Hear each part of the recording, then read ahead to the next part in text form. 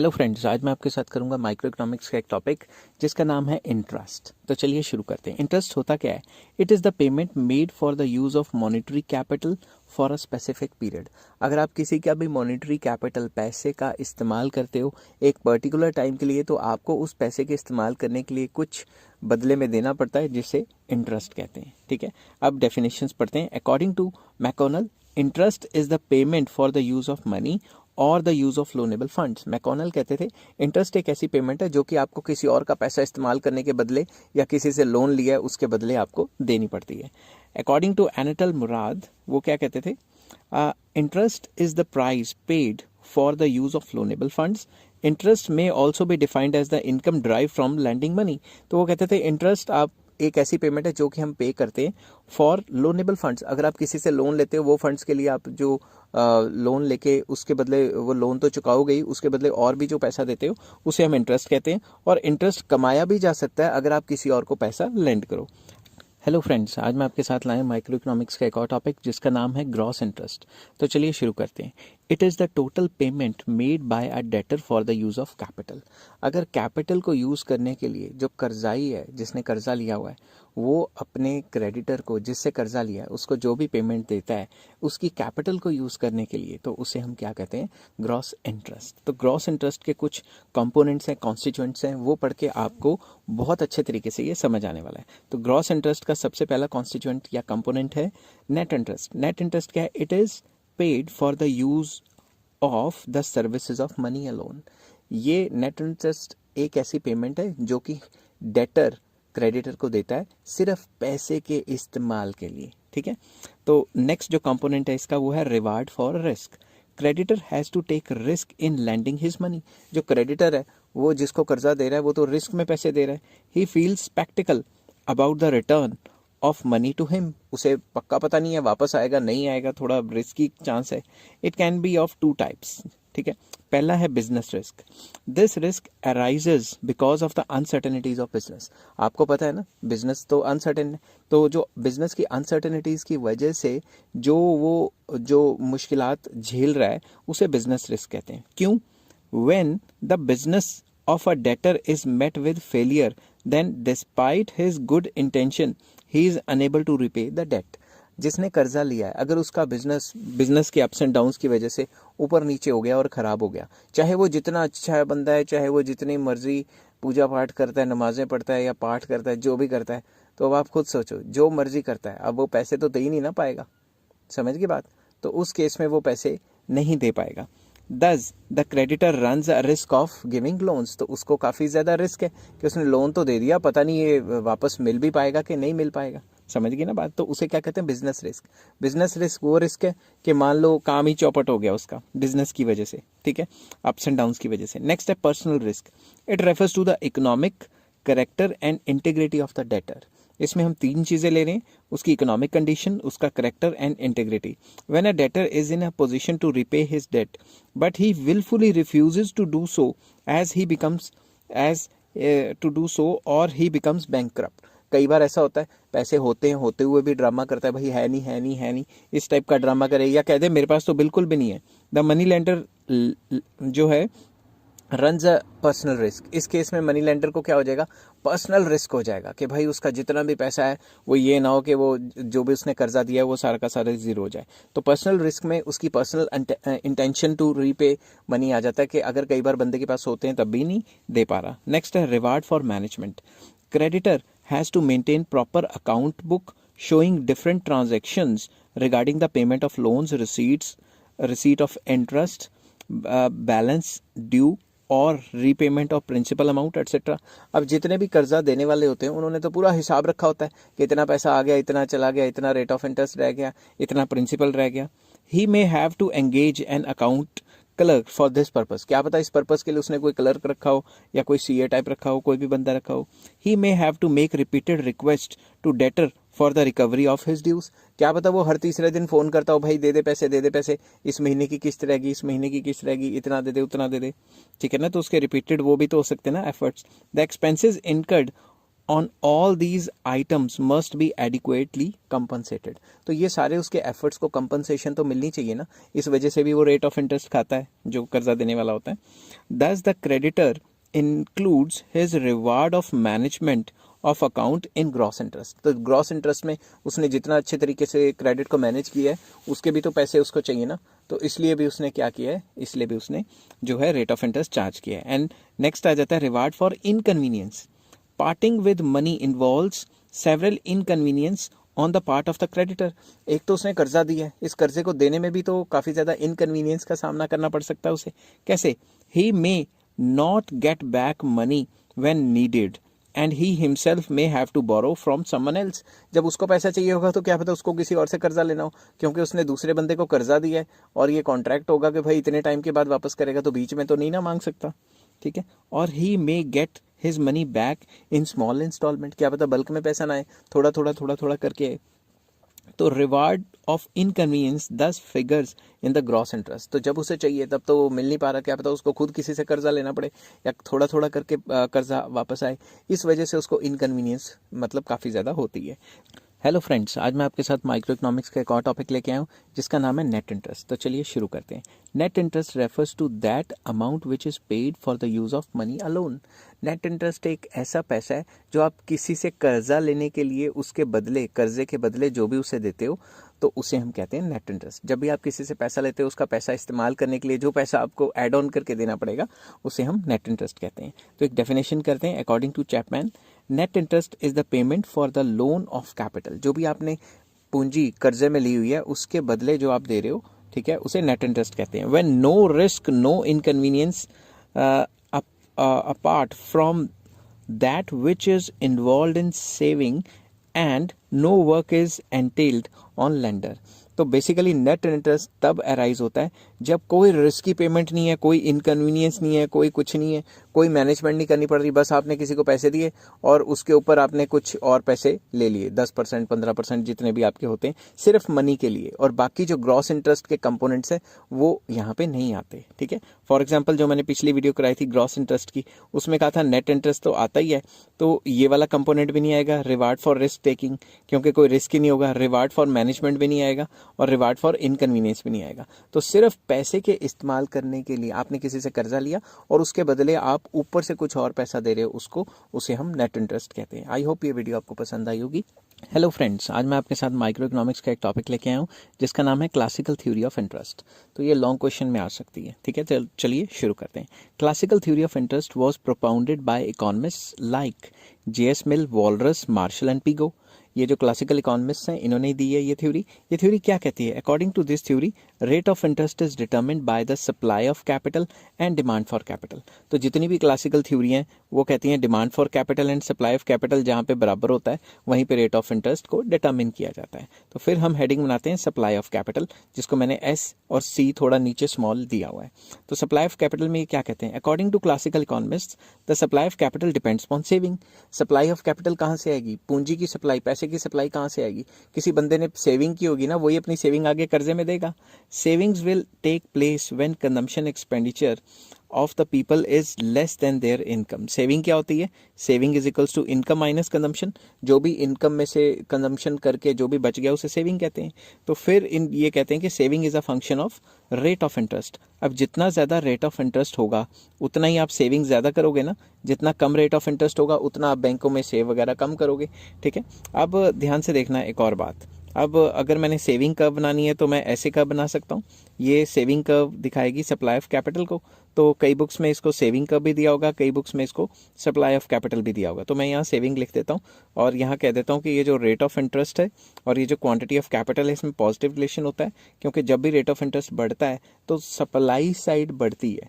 Supply side में यहाँ क्या है? सेविंग्स। अब आप खुद सोचो, अगर आपको बैंक ज़्यादा रेट ऑफ इंटरेस्ट देंगे तो आप बैंकों में ज़्यादा पैसे डालोगे, ठीक है ना। तो there is a positive relation, ये हमेशा याद रखना आपको।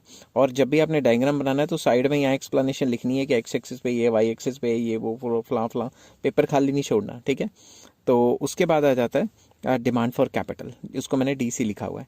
Demand for capital is made to get capital goods like machines, tools, equipments etcetera to make investment. Demand for capital, आप पैसे की डिमांड क्यों करते हो? पैसे की डिमांड इसलिए करते हो कि आपने कोई मशीन खरीदनी है, कोई घर खरीदना है, कोई कैपिटल खरीदनी है, कोई चीज़ इन्वेस्टमेंट करनी है। तो ज़्यादातर लोग जब भी इन्वेस्टमेंट करते हैं और खुद के पास कम पैसा होता है या कईयों के पास होता है फिर भी लोन ले लेते हैं, ठीक है। जिनके पास नहीं होता उनको तो लोन लेना ही लेना है। With the use of these capital goods, there is an increase in the productivity. तो जब भी कोई प्रोड्यूसर ये कैपिटल गुड्स या मशीन्स लेगा या फैक्ट्री खोलेगा लोन लेके, उससे प्रोडक्टिविटी बढ़ेगी। तो basically demand for capital is meant in this theory for investment, कि हम इन्वेस्टमेंट के लिए ही कैपिटल की डिमांड करते हैं। तो जो इन्वेस्टमेंट और रेट ऑफ इंटरेस्ट है उसका नेगेटिव रिलेशन होता है। अब आप खुद सोचो, जैसे ही रेट ऑफ इंटरेस्ट बढ़ेगा तो इन्वेस्टमेंट कम हो जाएगी क्योंकि लोग लोन लेना डिस्करेज करेंगे, और जैसे ही रेट ऑफ इंटरेस्ट कम होगा लोग लोन ज़्यादा लेना चाहेंगे क्योंकि सस्ता रेट ऑफ इंटरेस्ट मिल रहा है। तो there is a negative relation, ठीक है। पेपर में ये शॉर्ट फॉर्म्स नहीं लिखनी। तो अब अगर इसकी कर्व मैंने बनाई तो ये डाउनवर्ड स्लोपिंग जो कर्व बन जाएगी। तो मैं यहाँ इन्वेस्टमेंट कर्व लिख लेता हूँ, कई बुक्स में इसको डिमांड फॉर कैपिटल कर्व भी कहा होगा, ठीक है। ये डाउनवर्ड स्लोपिंग है, मतलब नेगेटिव रिलेशन। तो साइड पे आपने एक्सप्लेनेशन कर देनी है, जैसे in the given figure quantity of capital is shown on x axis, rate of interest is shown on y axis, I curve shows the investment curve, it slopes downward, which means that with the increase in the rate of interest investment will fall and vice versa। मैंने यहाँ भी S नहीं ना लिखा, savings, ठीक है। तो next आ जाता है डिटर्मिनेशन ऑफ इक्विलिब्रियम। भाई इक्विलिब्रियम कहाँ डिटर्मिन होगा? जहाँ डिमांड सप्लाई बराबर है, मतलब demand for capital supply of capital या सेविंग इन्वेस्टमेंट बराबर है। Rate of interest is determined at a point where the demand for capital and supply of capital are equal, ठीक है। In other words, rate of interest is determined at a point where saving and investment are equal. तो हमने एक table और diagram की मदद से इसको एक्सप्लेन करना है। रेट ऑफ इंटरेस्ट 1 2 3 4 हो गए। यहाँ रेट ऑफ इंटरेस्ट परसेंटेज में लिखा है, एक तरफ मैंने डिमांड फॉर कैपिटल, दूसरी साइड सप्लाई ऑफ कैपिटल लिख दिया। तो अगर आप देखोगे तो ये 3 रेट ऑफ इंटरेस्ट में 3% रेट ऑफ इंटरेस्ट में डिमांड और सप्लाई बराबर आ रहे हैं, तो ये इक्विलिब्रियम होगा। अगर मुझे डायग्राम बनाना है तो मैं यहाँ पेन का कलर चेंज कर लेता हूँ थोड़ा, ताकि वो अलग अलग कलर का बन जाए। तो ये मैं बना देता हूँ सेविंग्स कर्व, इसको नाम दे देता हूँ सेविंग्स। आप इसको सप्लाई ऑफ कैपिटल भी लिख सकते हो, ठीक है। और यहाँ पे मैं जो है नाम दे देता हूँ इन्वेस्टमेंट कर्व, जिसको डिमांड फॉर कैपिटल भी लिख सकते हो। मैं यहाँ इन्वेस्टमेंट दे देता हूँ। जहाँ पे ये इंटरसेक्ट होंगी वो इक्विलिब्रियम है, और अगर मैं इसको डॉटेड लाइन से जोड़ता हूँ तो ये इक्विलिब्रियम रेट ऑफ इंटरेस्ट हो गया, और अगर मैं इसको डॉटेड लाइन से जोड़ता हूँ तो ये इक्विलिब्रियम लेवल ऑफ कैपिटल हो गया, ठीक है। अगर ये थोड़ी सी टेढ़ी टूटी लाइनें बने तो थोड़ा माफ़ करना, क्योंकि पेंसिल स्केल से तो बना नहीं ना सकता यहाँ पे, ठीक है। टच स्क्रीन में ये स्यापे बड़े होते हैं। तो जहाँ पे डिमांड सप्लाई बराबर होती है, अब आप खुद सोचो, demand for capital supply of capital बराबर हुई, या फिर डिमांड फॉर कैपिटल होती थी इन्वेस्टमेंट, सप्लाई ऑफ कैपिटल होती थी सेविंग, ये दोनों बराबर हुई, बात तो एक ही है ना। और यहाँ पे इसकी 3 to 4 लाइन्स लिख लेना, डायग्राम खाली मत छोड़ के आना, नहीं तो टीचरों को बड़ी खुंदक मच जाती है। तो यहाँ पे आपने डायग्राम हमेशा साइड पे बनाना है, और इसके साइड पे हमेशा 3-4 लाइन लिख लेनी है। कोई बाहर से कोई चीज़ें नहीं लिखनी, जो जो डायग्राम बनाया वही वही लिखना है, ठीक है। नेक्स्ट आ जाती हैं इसकी बुराइयाँ, मतलब क्रिटिसिज्म। तो सबसे पहले equilibrium between saving and investment. ये पूरी की पूरी थ्योरी ये मान के चलती है सेविंग इन्वेस्टमेंट बराबर होते हैं। तो according to classical theory, equilibrium between saving and investment is brought by change in rate of interest. तो ये थ्योरी कहती है कि रेट ऑफ इंटरेस्ट के चेंज होने से सेविंग और इन्वेस्टमेंट में बराबरी आती है। But according to Keynes, equality between saving and investment is brought about by change in income. वो कहता है भाई रेट ऑफ इंटरेस्ट के अलावा इनकम भी तो है, क्योंकि सेविंग तो इनकम पे डिपेंड करती है, and not the rate of interest. कहता है जो इनकम है वो भी एक इंपॉर्टेंट फैक्टर है, सिर्फ rate of interest he important factor है, ऐसा सही नहीं है। तो मैं आपको वैसे मोटा मोटा बता दूं कि जब जब क्लासिकल थ्योरी ने जो जो थ्योरियाँ लिखी हैं, क्लासिकल इकोनॉमिस्ट ने, कीन्स ने उनको क्रिटिसाइज़ किया है एक तरीके से या दूसरे तरीके से। Next, effect of interest on saving and investment. According to classical theory, both saving and investment are influenced by rate of interest. Classical theory कहती है saving और investment किससे असरदार होते हैं? Rate of interest से. But according to Keynes, savings is influenced more by income. Saving income पे होगी, भाई इनकम ही नहीं होगी तो रेट ऑफ इंटरेस्ट जितना मर्जी हो सेविंग कैसे कर लोगे जब इनकम ही नहीं है, ठीक है। Then rate of interest. Similarly investment is more influenced by marginal efficiency of capital और एक्सपेक्टेड प्रॉफिटेबिलिटी।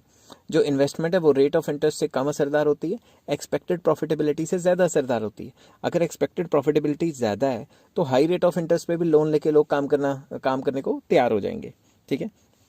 नेक्स्ट है unrealistic assumption of full employment. अब आपको पता है जितनी भी क्लासिकल थ्योरी हैं वो सारी की सारी बेस्ड हैं कि फुल एम्प्लॉयमेंट होगी, कैपिटल की या लेबर की या मशीन की, हर एक चीज़ की फुल एम्प्लॉयमेंट होगी। Rate of interest is determine under full employment situation. This theory fails to explain the determination of rate of interest under less than full employment. Keynes ने कहीं ना कहीं अड़ंगा तो फंसाना ही था। कीन्स तो हमेशा यही कहते हैं कि भाई less than under employment equilibrium होता है, तो वो कहते हैं भाई लेस देन फुल एम्प्लॉयमेंट या अंडर एम्प्लॉयमेंट इक्विलिब्रियम होगा, तो उसमें तो ये थ्योरी काम ही नहीं करती। ठीक है। Narrow concept of supply of capital. According to classical theory, supply of capital only includes saving। इस थ्योरी में कहा गया कि जो सप्लाई ऑफ कैपिटल है उसमें सिर्फ सेविंग्स है। ठीक है। मगर सेविंग के अलावा और भी कई चीज़ें आती हैं, वो मैंने यहाँ नेक्स्ट थ्योरी में डिस्कस करी है कि भाई सप्लाई ऑफ कैपिटल में सेविंग भी आती है, बैंक क्रेडिट भी आता है, तो ये मैं नेक्स्ट क्वेश्चन में डिस्कस करूंगा, इसको बीच में यहाँ नहीं घुसाऊंगा। It ignores other factors like bank credit, dis holding, dis investment etcetera etcetera. और भी तो कई फैक्टर आते थे ना सेविंग्स में। Next, indeterminate theory. According to Keynes, this theory cannot determine interest because according to classical theory, rate of interest depends upon saving। ठीक है, जो रेट ऑफ इंटरेस्ट है वो सेविंग्स पे डिपेंड करता है, but we can not know the volume of saving until we know the rate of interest. ये कहता है रेट ऑफ इंटरेस्ट सेविंग पे डिपेंड करता है। रेट ऑफ इंटरेस्ट किस पे डिपेंड करता है? जहाँ सेविंग और इन्वेस्टमेंट कट होते हैं। मगर हमें कैसे पता लगेगा सेविंग का? जब तक हमारे पास रेट ऑफ इंटरेस्ट ही नहीं होंगे, because the volume of saving depends upon the size of income. तो जब सेविंग्स हमें कैसे पता लगेंगी? जब तक हमें इनकम नहीं पता। Size of income depends upon investment. अब इनकम और इन्वेस्टमेंट का रिलेशन मल्टीप्लायर में है, अगर आपने मैक्रो पढ़ी हो तो हमें इनकम का पता लग ही नहीं सकता जब तक हमें इन्वेस्टमेंट का ना पता हो, which in turn depends upon rate of interest. और इन्होंने कहा है कि भाई जो रेट ऑफ इंटरेस्ट है वो हमें जो है रेट ऑफ इंटरेस्ट डिटर्मिन करने के लिए हमें सेविंग का पता होना चाहिए, सेविंग का पता करने के लिए हमें इनकम का पता होना चाहिए, इनकम का पता करने के लिए हमें इन्वेस्टमेंट का पता होना चाहिए, और इन्वेस्टमेंट का पता करने के लिए हमें रेट ऑफ इंटरेस्ट का पता होना चाहिए। तो ये मतलब जो रिलेशन है ये सही नहीं बताया कीन्स ने। ठीक है। Thus until we know the rate of interest we can not know the volume of investment, and until we know the volume of investment we cannot know the size of income and further savings। ये कह रहा है कि भाई rate of interest saving को कैसे determine करेगा? ठीक है, बल्कि जब तक हमारे पास रेट ऑफ इंटरेस्ट ही नहीं है हम इन्वेस्टमेंट नहीं डिटर्मिन कर सकते, और अगर इन्वेस्टमेंट का नहीं पता लगाएंगे तो फर्दर फिर हमें इनकम का नहीं पता लगेगा जिसके ऊपर सेविंग डिपेंड करती है। तो इन्होंने पूरा रिलेशन उल्ट पुल्ट कर दिया। नेक्स्ट है it ignores the boring for consumption. ये पूरी थ्योरी कहती है कि बोरिंग होती है सिर्फ इन्वेस्टमेंट के लिए, बट आपको पता है आजकल कंजम्पशन के लिए भी तो बोरिंग होती है। कार लोन पे ले लो, फोन लोन पे ले लो, टैबलेट ले लो, फ्रिज ले लो, टीवी ले लो EMI पे, etcetera etcetera. Neutrality of money. सारी की सारी क्लासिकल थ्योरीज ये मान के चलती हैं कि मनी न्यूट्रल है। ठीक है। Classical theory assumes that money is neutral, that is change in the demand and supply of money have no effect on the rate of interest, जो कि सही नहीं है। जो मनी की डिमांड और सप्लाई है उनके चेंज होने की वजह से रेट ऑफ इंटरेस्ट चेंज हो जाता है। ठीक है। ऐसा नहीं है कि demand for money, supply of money change होते रहेंगे और रेट ऑफ इंटरेस्ट में बिल्कुल भी चेंज नहीं आएगा। Interest is not the reward for saving only. According to Keynes, mere saving does not give rise to interest. ठीक है, सिर्फ सेविंग करने से ही रेट ऑफ इंटरेस्ट को राइज नहीं मिलेगा। It is earned when cash money kept in the form of saving is parted with. ये कहते हैं कि जब भी आप अपने जो कैश को अपने से दूर करोगे तभी आपको रेट ऑफ इंटरेस्ट मिलेगा। समझ गई बात? इसको केन्स ने लिक्विडिटी प्रेफरेंस की फॉर्म में मैक्रो में पूरा का पूरा चैप्टर दिया हुआ है कि जब भी आप अपने आप को पैसे से दूर करते हो तो भी आप रेट ऑफ इंटरेस्ट कमाते हो। हेलो फ्रेंड्स, आज मैं आपके साथ डिस्कस करूंगा माइक्रो इकोनॉमिक्स का एक और टॉपिक जिसका नाम है लोनेबल फंड्स थ्योरी या फिर neo classical theory of interest. बहुत इंपॉर्टेंट थ्योरी है, लॉन्ग क्वेश्चन में आती है और जिस तरीके से आपने लिखनी है वो तरीके से मैंने लिखी हुई है। चलिए शुरू करते हैं। Loanable funds theory was propounded by Swiss economist Wicksell Ohlin, Myrdal and Robertson. इन बंदों ने ये थ्योरी मिलके लिखी थी। अकॉर्डिंग टू दिस थ्योरी, ये थ्योरी क्या कहती है? Rate of interest is determined by demand for and supply of loanable funds. ये कहती है जहां पे भी demand for loanable funds is equal to supply of loanable funds हो जाते हैं वहां पे रेट ऑफ इंटरेस्ट को डिटरमिन कर लिया जाता है।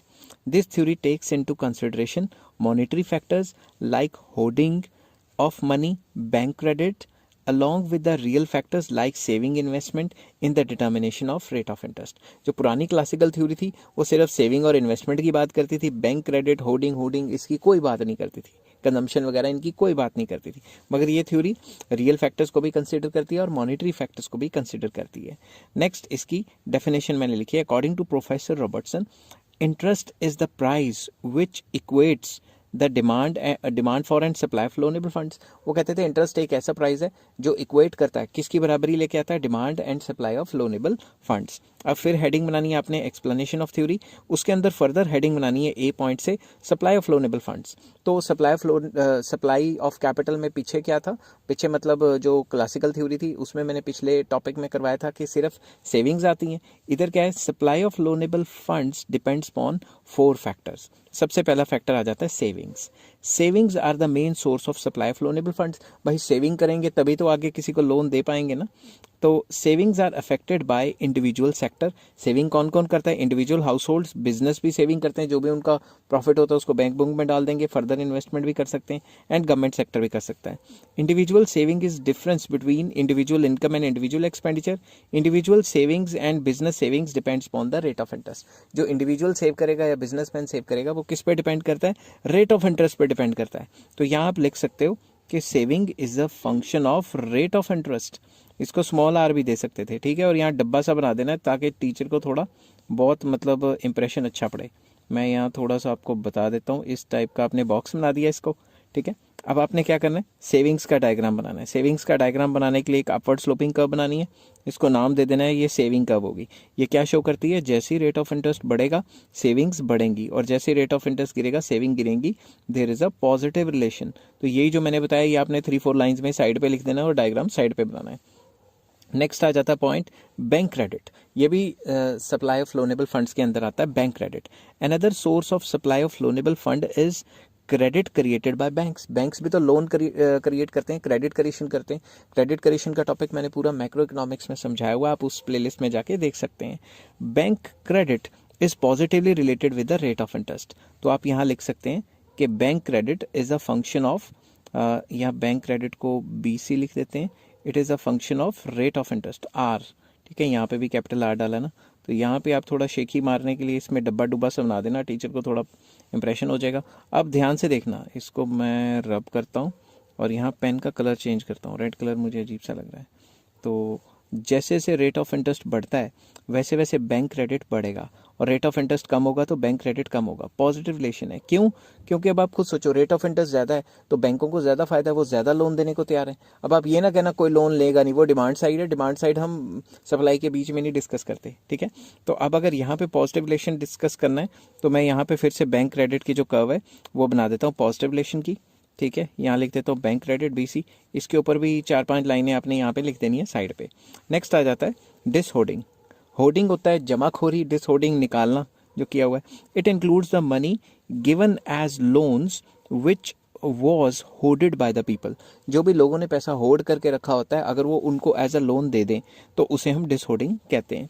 When rate of interest is high, जब रेट ऑफ इंटरेस्ट काफ़ी हाई है, people lend the hoarded money and thus dishoard their savings. तो अगर मेरे पास काफ़ी ज़्यादा पैसा पड़ा है, वैसे इतना पैसा नहीं है घर में, अगर मेरे पास काफ़ी ज़्यादा पैसा पड़ा है और मार्केट में रेट ऑफ इंटरेस्ट बढ़ जाता है तो मैं कहूँगा यार अगर कोई कर्जा लेने आया तो उसको दे दे, तो रेट ऑफ इंटरेस्ट ही मिल जाएगा।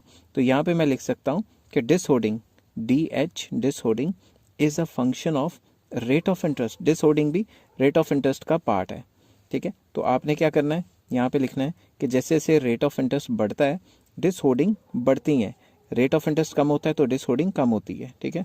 यहाँ पे मेरे घर के बाहर एक कोई आया, उसने डॉग को छेड़ दिया, कोई जो स्ट्रे डॉग होता है वो लगातार बार्किंग करी जा रहा है, तो क्या करें अब, झेलना पड़ेगा, ठीक है। तो there is a positive relation. अब बीच बीच वाले वीडियो रोक भी नहीं सकता, ठीक है। There is a positive relation, ठीक है। तो आपने क्या करना है, पॉजिटिव रिलेशन का एक डायग्राम बनाना है और यहाँ पे लिख देना है डिसहोर्डिंग। तो आपने वही 3-4 लाइंस जो हैं इसकी साइड पे इसको एक्सप्लेन करना है कि एक्स एक्सिस पे क्या है, वाई एक्सिस पे क्या है, और ये कर्व अपवर्ड स्लोपिंग है जो कि बताती है कि रेट ऑफ इंटरेस्ट के बढ़ने से डिसहोर्डिंग बढ़ती है। नेक्स्ट आ जाता है डिसइन्वेस्टमेंट। डिसइन्वेस्टमेंट क्या होता है, इसको शुरू करते हैं। It includes the amount which is set apart annually as depreciation fund। कोई भी फैक्ट्री या कोई भी कंपनी अपने पास कुछ ऐसा फंड रखती है जिससे वो डेप्रिसिएशन मतलब अपनी जो मशीनें वो वेयर आउट हो गई हैं उनका खर्चा निकालने के लिए इज गिवन एज लोन। क्या पता उनका खर्चा हुआ ही नहीं। फॉर एग्जांपल एक फैक्ट्री ने अपने पास काफ़ी पैसा रखा ताकि वो अगर मशीनें वेयर आउट हो जाएंगी या डेप्रिसिएशन होएगी उनकी तो उनको रिप्लेस या चेंज करेंगी, मगर ऐसा हुआ नहीं। तो अगर ऐसा नहीं हुआ तो वो जो बचा हुआ पैसा है वो भी तो एज अ लोन किसी को दिया जा सकता है।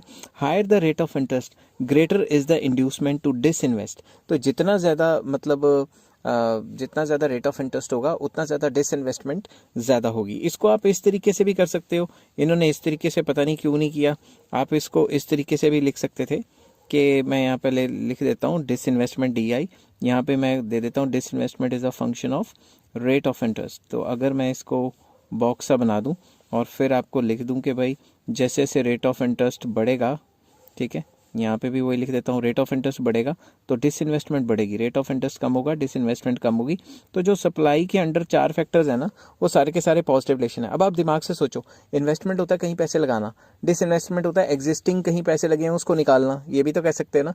तो मान लो मेरे पास कार खड़ी है, मैंने इन्वेस्टमेंट कर दी मगर मैं कम चलाता हूँ, अगर मार्केट में रेट ऑफ इंटरेस्ट बढ़ गया मैं कहूँगा खड़ी खड़ी कार है यार इसको बेचो, डिसइन्वेस्टमेंट करो। सरकार ज़्यादातर करती है, यही तो करती है, अपनी जो लॉस मेकिंग इंस्टीट्यूशंस हैं, लॉस मेकिंग कंपनी उनको बेच के जो पैसा आता है उसको कहीं ना कहीं और इस्तेमाल कर लेती है, ठीक है। तो इस तरीके से भी आप कर सकते थे। तो इस डायग्राम के भी आपको 3-4 लाइंस लिखनी है। तो ये थी सप्लाई के अंडर 4 पार्ट आ जाते हैं। एक तो आ जाती है सेविंग्स, एक आती है bank credit, disholding and disinvestment. Next part आ जाता है demand for loanable funds. Demand for loanable funds में 3 फैक्टर्स आते हैं। क्लासिकल थ्योरी कहता था सिर्फ इन्वेस्टमेंट है, ये इन्वेस्टमेंट के साथ 2 फैक्टर और ऐड ऑन करती है।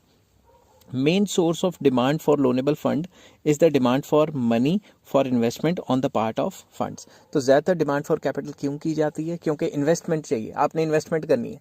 ज़्यादातर लोग लोन क्यों लेते हैं? कंज्यूमर के लिए तो लेते ही लेते हैं कंजम्पशन लोन्स, मगर इन्वेस्टमेंट करने के लिए भी तो लेते हैं ना। Lower the rate of interest, जितना रेट ऑफ इंटरेस्ट कम होगा greater will be the demand for loanable funds for investment. आप इसको ऐसे लिख सकते हो कि investment is a function of rate of interest. Investment किस पे डिपेंड करती है? रेट ऑफ इंटरेस्ट पे डिपेंड करती है। और जितना ज़्यादा रेट ऑफ इंटरेस्ट बढ़ेगा उतना इन्वेस्टमेंट कम हो जाएगी, क्योंकि महंगे रेट पे कौन लोन लेना चाहता है, ठीक है ना। तो there is a negative relation. अब अगर मैं इसका डायग्राम बनाऊँ तो ये डाउनवर्ड स्लोपिंग कर्व बन जाएगी। तो मैं इसको इन्वेस्टमेंट कर्व दे देता हूँ और कह देता हूँ नेगेटिव रिलेशन। इस पे भी आपने 3-4 लाइंस लिख देनी है डायग्राम के साइड पे। एक्स एक्सिस पे क्या गिवन है, वाई एक्सिस पे डाउनवर्ड स्लोपिंग कर्व है, there is a negative relation. ऐसे कर करके आपने थोड़ा इसको खींच देना है क्वेश्चन को, ठीक है। क्वेश्चन को मतलब इस पॉइंट को। नेक्स्ट है कंजम्पशन। तो कंजम्पशन के लिए भी तो लोन्स की जो है डिमांड होती है। व्हेन कंजम्पशन एक्सपेंडिचर, ये काटा बच गया, चलो इसको बैक करते हैं। When consumption expenditure exceeds income people have to borrow money. अगर खर्चा ज़्यादा हो रहा है और आमदनी कम है तो उसको पूरा करने के लिए अपनी कंजम्पशन को लोन लेना पड़ता है। Private individuals and house holds make demand for loanable funds for this purpose. Private बंदे या हाउस होल्ड्स लोन ले लेते हैं या क्रेडिट कार्ड से करवा लेंगे, बाद में देते रहेंगे, ठीक है ना। There will be more demand for loanable funds at low rate of interest and vice versa. बोल बोल के गला बैठ गया। तो अगर हमें कंजम्पशन के लिए लोन लेना है तो कंजम्पशन और रेट ऑफ इंटरेस्ट का क्या रिलेशन है? नेगेटिव। कैसे? अगर दिमाग से सोचो आप कि अगर रेट ऑफ इंटरेस्ट ज़्यादा है तो आप लोन कंजम्पशन के लिए कम लोगे, और अगर रेट ऑफ इंटरेस्ट कम है तो कंजम्पशन के लिए लोन ज़्यादा लोगे। अगर रेट ऑफ इंटरेस्ट कम है तो लोग कार लेने लग जाएंगे, कुछ लेने लग जाएंगे, टीवी, ये फलां कई चीज़ें ले लेंगे, ठीक है ना। तो कंजम्पशन और रेट ऑफ इंटरेस्ट का नेगेटिव रिलेशन होता है अगर हम कंजम्पशन के लिए लोन की तरफ देखें तो, ठीक है। इसमें भी हम नेगेटिव स्लोप बना लेंगे। तो कंजम्पशन कर्व डाउनवर्ड स्लोपिंग है, इसको भी हम 3-4 लाइन्स में एक्सप्लेन कर देंगे। नेक्स्ट आ जाता है होर्डिंग। हो इसको बैक कर देता हूँ और दूसरा सिलेक्ट करता हूँ, होर्डिंग, ठीक है। ये क्या हुआ, रुको 2 मिनट। हाँ, hoarding. Demand for loanable fund is made by those people also who want to hoard it. कई बार डिमांड फॉर कैपिटल वो लोग भी करते हैं जो अपने पास होर्ड करना चाहते हैं। तो लो रेट ऑफ इंटरेस्ट, अगर लो रेट ऑफ इंटरेस्ट होगा तो demand for loanable fund will be more and vice वर्सा। तो कभी कभी होर्डिंग के लिए भी मतलब किया जाता है पैसे, ठीक है। अब अगर इसमें आप देखोगे तो अगर इसमें मैं कर्व बनाऊं, होर्डिंग की कर्व, वो भी नेगेटिव स्लोप की होगी क्योंकि डिमांड के अंडर है। तो मैं यहाँ लिख देता हूँ और यहाँ लिख देता हूँ hoarding is a function of rate of interest. अब आप खुद सोचो, एक बात सोचने वाली है कि अगर रेट ऑफ इंटरेस्ट ज़्यादा है, ठीक है, मार्केट में रेट ऑफ इंटरेस्ट ज़्यादा है तो होर्डिंग क्या होगी? कम।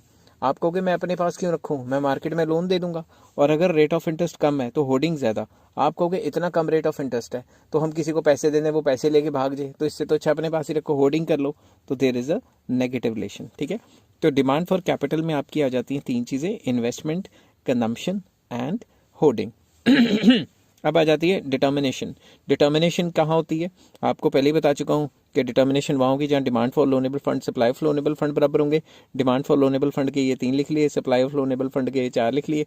अब इसका डायग्राम, तो सप्लाई ऑफ लोनेबल फंड में कौन कौन आ जाता था, मैं पहले डायग्राम बना देता हूँ। सबसे पहले आ जाता था सेविंग्स, फिर आ जाता था, ओहो रुको 2 मिनट, इसको और अच्छे से बनाने की कोशिश करता हूँ। इसको ये टूल सिलेक्ट कर लेता हूँ जिससे सीधी लाइनें बनती हैं। ये आ जाता है सेविंग्स, ये आ जाता है बैंक क्रेडिट, ये आ जाता है डिसहोर्डिंग, और एक और लाइन खींच देते हैं, ये आ जाता है डिसइन्वेस्टमेंट।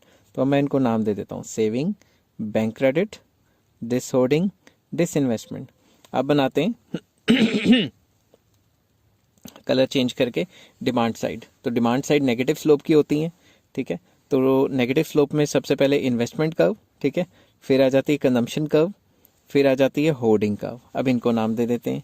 तो इनको अगर नाम देंगे तो डिमांड साइड की ये होगी investment curve, consumption curve and hoarding curve.